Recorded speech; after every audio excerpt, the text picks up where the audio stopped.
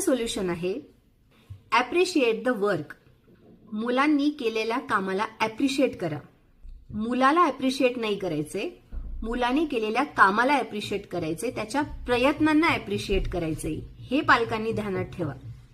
म्हणजे एखादी गोष्ट मुलांनी साध्य केली, वा वा तू किती छान आहे, किती चांगला आहेस, तू किती हुशार आहे, तू किती आता सगळ्यांपेक्षा वेगळा आहे, असे जे आपण विशेषण मुलाला लावतो ते लावण्याऐवजी मुलाने जे काम केलं आहे, ज्या कामामध्ये एफर्ट्स घेतलेले आहेत, त्या कामाला ॲप्रिशिएट करायला हवंय, ना की मुलाला.